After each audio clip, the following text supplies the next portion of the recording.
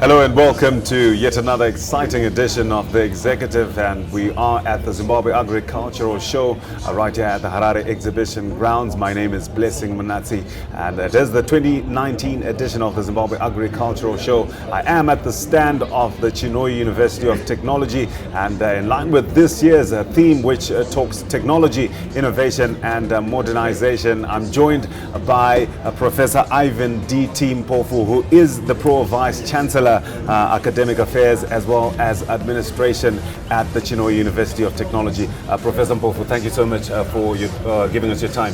Thank you. Now, can you tell us about the thrust of the university, Chinhoyi University of Technology, in light of the higher and tertiary education doctrine of education thrust, that is the Education 5.0? Yeah, thank you. Chinhoyi University of Technology's mandate is to promote and develop technology for wealth creation. The word technology simply means knowledge, skills and techniques. But the knowledge, the skills and the techniques, they must lead to wealth creation. So the Education 5.0 doctrine, which has been developed and commissioned by our parent ministry, requires universities to concentrate on innovation and industrialization, in addition to the three traditional functions of university, which is research, teaching and outreach. So Chinhoyi University of Technology, being a technology-based university, is responding to the call, and it has started with a number of projects to create products, innovative products, which can contribute towards the industrial development of the country. But what is important in that is that while we do that, we will be training our students, our graduates, in a problem-solving environment, where we inculcate innovation, entrepreneurship, so that our students are functional when they graduate out of the university. It's quite critical that you mention the practicality, the practical application of the courses that you do empower the students with. Can you tell us about some of the innovations that the university has made towards contributing to the national development of Zimbabwe? Yes, you might be aware that Chinhoyi University of Technology is one of the universities that has been supported by government in terms of the construction of an innovation hub. Now, the innovation hub is almost 99% complete, and we need to functionalize it. But we have not waited for the building to be completed. We have started, rolling out innovative or innovation projects using other facilities that we have. We have the Keku breeding project, where we collect, process and store semen, and then we use that semen to do assisted reproduction, which is known as artificial insemination. We also have an innovative product, which is a vitamin mineral leak for cattle, because we recognize that we need to contribute to the revival of the livestock sector. So the Keku breeding project is there to revamp the numbers by introducing new genetic material. Then the feeds project is there to support, because an animal is what it eats. Professor Mpofu, thank you so much for giving us that short and very detailed synopsis of what the university is doing.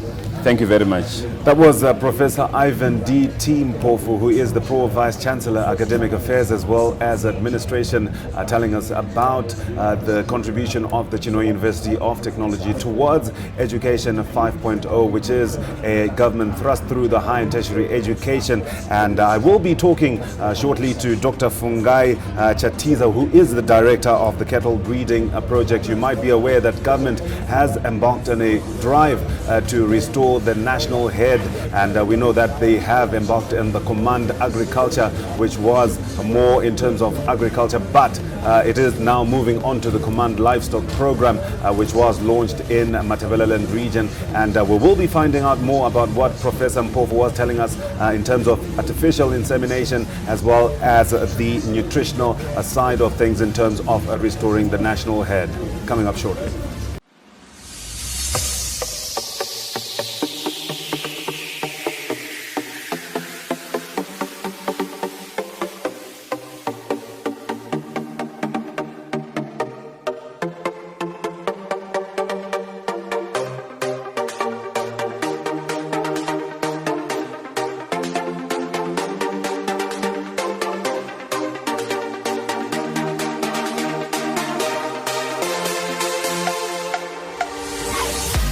This is The Executive, brought to you by Zim Papers Television Network, and I am at the stand of the Chinhoyi University of Technology right here at the Harare Exhibition Park.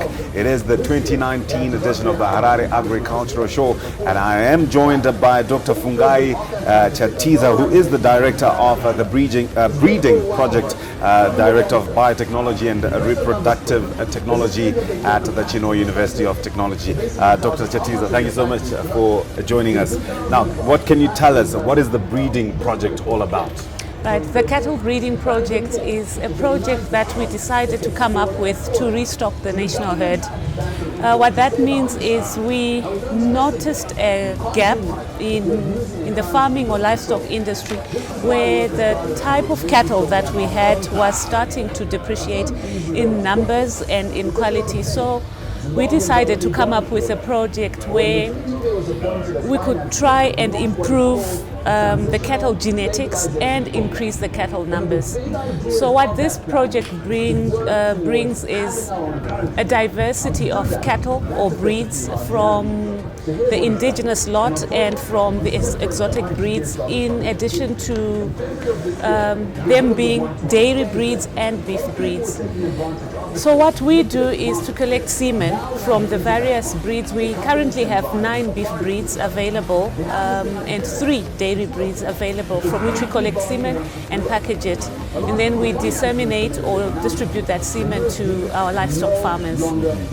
So what you've obviously given us the breeds that we do have and that we are working on. Can you tell us now, from a reproductive technology perspective, more about the In Vivo Genetics Conservation Center? Right, the In Vivo Genetics involves the actual collection of that of the semen, where we have established a semen bank. So that's a genetic bank but for germplasm. We also collect genetic samples in the likes of hair samples or blood samples for such purposes as research, for conservation purposes, or for just general genetic studies. So that's what the genetics project is about. So if I get you correctly, right now we are doing more of crossbreeding. Are we going the genetic manipulation route of actually taking certain attributes of a certain breed and incorporating that into other breeds? That is correct, and I believe that is the direction that most people should take. If you look at the quality of animals that farmers have, it will not compare with a pure breed. So all the breeds that we're offering on the indigenous side, we have your Tuli and your Mashona, composite and exotic with your Simbra, Simmental, Chabray, Beefmaster, and so on. With dairy, we have Holstein, Red Dane, and I think Friesland. These pure breeds offer better quality products in terms of the livestock or the offspring that you get. They also offer a better quality in terms of the reproductive performance of the offspring that you will get. So I believe it's the direction that the livestock industry should take. So what other services do you offer as the breeding project? We offer the artificial insemination project, the artificial insemination training, where we train farmers, students, whoever requires that training, so to enable them to inseminate their own cattle. We also offer breeding soundness in examinations, disease screening. We also offer analysis of semen for farmers that are interested in having semen of their bulls checked. We also offer banking of their own semen as well.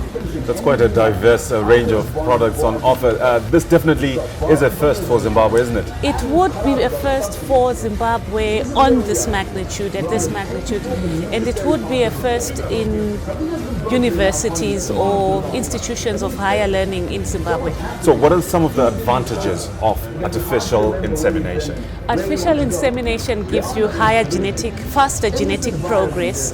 It also eliminates the danger of keeping your own bull at a farm. As we know, bulls are expensive to manage. They can be a bit dangerous to even keep. So that cost is eliminated. You do not require a bull on a farm to participate in this program. All you use is the semen. It also gives you the availability of semen from across the world. So while we're talking about the breeds that we have at the farm, at the cat farm, you can also access through artificial insemination other breeds or other sires that we don't have of high genetic merit from across the world. And what is the production capacity if we're talking about the semen straws, the output? How much output are we talking about? So we have automated our system to produce about 3,000 straws an hour. That would translate into over 3 million doses of semen annually. So we have the capacity to inseminate almost all empty cattle in the country. That's quite a lot. So obviously we are looking at this going beyond the region in terms of the commercialization and the Absolutely. marketing. Yes, that is correct. We are looking into exporting some of our semen as well, while servicing the local market as well. Dr. Chatiza, thank you so much for your time, and quite insightful, and I'm really excited about this project. All the best. Thank you very much. Dr. Fungai Chatiza, who is the Director of Biotechnology and Reproductive Technology at the Chinhoyi University of Technology. Quite relevant to this year's theme this project is, because this year at the Zimbabwe Agricultural Show we're talking innovation, modernization and technology. This has been the executive, brought to you by Zim Papers Television Network. Do stay tuned, and we will be giving you more insights.